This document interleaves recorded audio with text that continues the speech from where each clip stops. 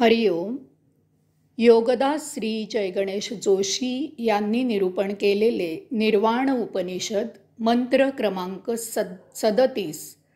अनित्यम जगद्यजनित स्वप्न जग भ्रगचादी तुल्यम. जग अनित्य आहे, त्यात त्याचा जन्म झाला आहे. तो स्वप्नातील संसारासारखा, आकाशातील हत्तीसारखा मिथ्या आहे. अनित्य जग. जग अनित्य आहे याचा अर्थ जग टिकाऊ नाही, ते सतत बदलणारे आहे. ही गोष्ट आध्यात्मिक आहे. जग अनित्य असणारच, कारण जग नित्य अशा परमात्म्यामधून निर्माण झालेले आहे. जग द्वंद्वावर आधारित आहे. येथे पाप आणि पुण्य, सुख आणि दुःख अशा विपरीत अवस्था आहेत. आकर्षण आहे तसेच विकर्षणही आहे. माया आहे तसेच द्वेषही आहे. द्वंद्व नसेल तर जग चालणार नाही. जेव्हा भर होते तेव्हा कोठेतरी झीज झालेली असते. मत्सर आहे म्हणून प्रेमाला महत्त्व आहे. अधर्म, अन्याय आहे म्हणून धर्माला, न्यायाला महत्त्व आहे. येथील सृजन नर आणि नारी, पुरुष आणि प्रकृती अशा विजातीय जोडीमधून होते. येथील सृजन नर आणि नारी, पुरुष आणि प्रकृती अशा विजातीय जोडीमधून होते. नदी भक्कम स्थिर अशा तळाच्या आधारावर सतत वाहत असते. परमात्मा विश्वाच्या केंद्रबिंदूशी स्थिर आहे आणि त्याच्या सभोवती विश्व सतत फिरत आहे. परमात्मा नित्य, शाश्वत, न बदलणारा, सदा असणारा, अमर, अमृत आहे.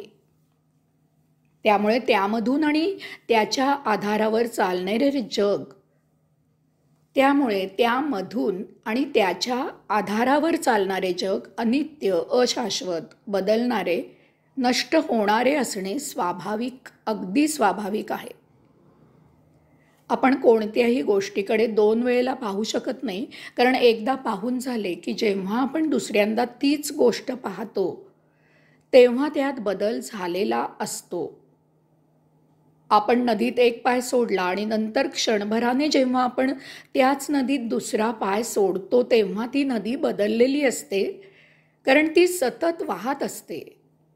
यामुळे आपण समजून घ्यायचे आहे की एकदा भेटलेली व्यक्ती जेव्हा दुसऱ्यांदा भेटते तेव्हा ती बदललेली असते. यात आश्चर्य वाटण्यासारखे काहीही नाही. जग गतिमान आहे, त्यात सतत परिवर्तन होत असते आणि तसे ते होत असणार आहे. प्रत्येक गोष्टीत सतत काहीतरी बदल होत असतो. किंचित का होईना, परंतु दर क्षणाला प्रत्येक गोष्टीत सतत बदल हा होतच असतो. सतत पाहत असल्यास आपल्याला तो नेहमी जाणवत नाही, परंतु जर बऱ्याच कालावधीनंतर आपण एखादी गोष्ट पाहिली, खूप वर्षांनी एखाद्या व्यक्तीला भेटलो की त्यातील बदल आपल्याला जाणवतो. 700 वर्षांपूर्वीचा इतिहास वाचला, 400 वर्षापूर्वीचा इतिहास वाचला, 100 वर्षांपूर्वीचा इतिहास वाचला आणि आजचे वर्तमान पाहिले की हे बदल चांगलेच लक्षात येतात आणि आश्चर्यकारी करतात. लहानपणी आपल्या आजूबाजूला असलेला प्रदेश आणि आत्ता असलेला तोच प्रदेश बदललेला असतो. आपणही बालपण, तारुण्य, प्रौढत्व असे बदलत असतो. हा बदल म्हणजे जीवन आहे. याबद्दल तक्रार न करता याचा केवळ आनंद घ्यायला शिकायचं आहे, तरच ते जीवन आनंदमय होईल. यास्तव जीवनात व्यवहार करताना सतत लक्षात घ्यायचं आहे की नदीमधून पाणी सतत वाहत राहणार आहे, असणार आहे. आपण प्रत्येक वेळी ते बदललेले पाणी जोखून व्यवहार करायचा आहे. हे असे करताना सुखदुःख, पापपुण्य होत असते. यापासून सुटका करून घ्यायची असेल तर आपण शाश्वत अशा परमात्म्याप्रमाणे व्हावे लागते. आपण आत्मस्वरूप असावे लागते. त्या योगे आपण जीवनाला साक्षी राहून या नित्य बदलत्या जगताची लीला अनुभवायची आहे.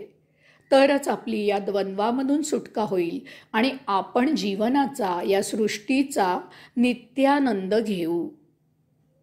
त्यात ज्याचा जन्म झाला, अशा या सतत बदलत्या जगतात ज्याचा जन्म झालेला आहे, त्याने काही गोष्टी कटाक्षाने समजून उमजून घ्यायच्या आहेत. प्रथम म्हणजे ज्याचा जन्म झाला आहे त्याचा मृत्यू अटळ आहे. जन्म या शब्दातच म म्हणजे जन्म आणि मृत्यू जोडलेला आहे. जन्म झाल्याबरोबर एकच गोष्ट लगेच सुरू होते आणि ती म्हणजे जन्माला आलेल्याची मृत्यूकडील यात्रा आरंभ होते. आपण जन्म झाल्यावर जीवन जगायला सुरुवात करतो, याचा एकच अर्थ असतो की आपण मरायला सुरुवात केलेली असते. या मरणातच जगायला शिकायचे आहे, जीवन फुलवायला शिकायचे आहे, भांगेत तुळस उगवायला शिकायचे आहे. भांगेत तुळस उगवायला शिकायचे आहे, चिखलातून कमळ फुलवायचे आहे. हेच जाणायचे आहे की दलदलीतून सुवास उमलतो. वैभवात दुःख स्वाभाविक आणि अपरिहार्य आहे, कारण वैभवात सुगंध झाकला जातो. त्याची जाण नसते आणि परवाही नसते. पांढऱ्या रंगाला पांढरेपणाची कदर नसते, परंतु काळ्या रंगाला पांढरेपणाची किंमत असते. त्यामुळे काळ्यावर पांढरे खुलून दिसते आणि पांढऱ्यावर काळे उठून दिसते. या अनित्य जगतात जन्म घेतलेल्या मनुष्याने हे समजून घ्यायचे आहे की येथे आत्मब्रह्माशिवाय नित्य काहीही नाही. मनुष्य प्रत्येक वस्तू, प्रत्येक गोष्ट स्थिर करायचा प्रयत्न करत असतो. माणसाच्या दुःखाचे तेच मूळ आहे. ही त्याची मूलभूत चूक असते. त्याचे ते कृत्य जगताच्या नियमाविरुद्ध असते. प्रेमासारखी सूक्ष्म गोष्ट असो की पैशासारखी जड गोष्ट असो, मनुष्य या गोष्टीत स्थिरता शोधतो आणि त्यामुळे फसतो. पैसा, प्रतिष्ठा, प्रेम किंवा अशा गोष्टी स्थिर नसतात, तरीही मनुष्य त्यात स्थैर्य शोधायचा प्रयत्न करतो. त्यात अशातच तो विफल होतो. यामुळे तो मानसिक आणि त्यापाठोपाठ शारीरिक स्वास्थ्य बिघडवून घेतो, जीवनाच्या आनंदाला मुकतो. हे समजण्यासाठी ऋषींनी या सूत्रात 2 गोष्टी सांगितलेल्या आहेत. स्वप्नातील संसारासारखा मिथ्या. या अनित्य जगतात ज्याचा जन्म झाला आहे त्याने हे समजून घ्यायचे आहे की हे सर्व स्वप्नवत मिथ्या आहे. आपण स्वप्नात अनेक गोष्टी पाहतो, वस्तू जगताचा उपभोग घेतो. स्वप्नात अनेक घडामोडी घडतात. हे सर्व जे काही स्वप्नात घडते ते पाहत असताना आपल्याला असेच वाटते की ते सर्व काही सत्य आहे. सत्यातील प्रसंगात आपण जागृतावस्थेत असल्यासारखाच व्यवहार करत असतो. त्यातील प्रसंगाने आपण आनंदित होतो, उचंबळून येतो, दुःखी होतो, घाबरतो, हसतो, रडतो वगैरे सर्व काही विभाव आपल्याला होत असतात. ते स्वप्न आपण जगत असतो. ज्यावेळी आपल्याला हे समजते की आपण जे काही पाहत आहोत ते स्वप्न आहे, ते सत्य नाही, त्यावेळी आपले स्वप्न भंग पावते. आपण जागे होतो. प्रत्यक्ष जीवनात मनुष्य एखाद्या जागी उभा राहून घोषणा करतो की ही जागा माझी आहे. वास्तवात त्या जागेवर उभे राहून त्याआधी अमोज लोकांनी तीच घोषणा केलेली असते. त्यानंतर अनेक जण ती घोषणा त्या जागेबद्दल करणार असतात, कारण येथे काहीही स्थिर नाही. अशाच प्रकारे मनुष्य धन, पैसा, संपत्ती आणि कुटुंबीय यांच्याबद्दल घोषणा करत असतो. वास्तवात जे काही त्याच्याजवळ असते ते त्या वेळेपुरते असते. त्यात कोणत्याही क्षणी बदल होणे संभवनीय असते. तसा बदल होतोही.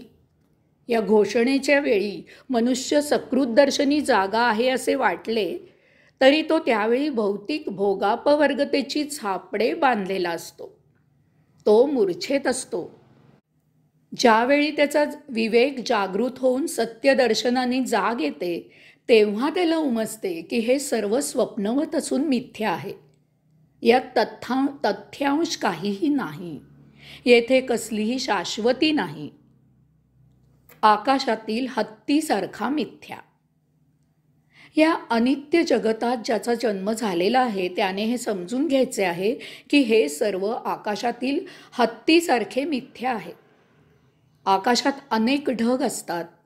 त्यातील ढगांना आपण आपल्या दृष्टीने जो पाहिजे तो आकार देऊ शकतो.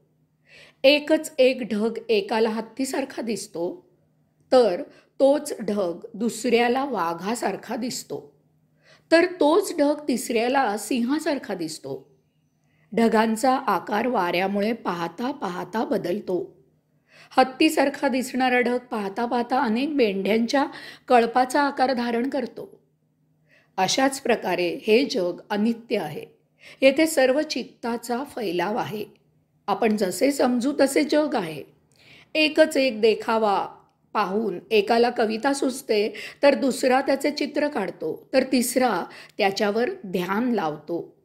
जगाचा अर्थ प्रत्येकाच्या कल्पना विस्ताराप्रमाणे लावला जातो. जग जसे आहे तसे कधीही पाहिले जात नाही आणि समजले जात नाही.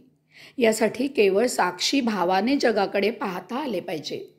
तोच निर्वाण योग आहे. तोच निर्वाण योग आहे. हरिओम.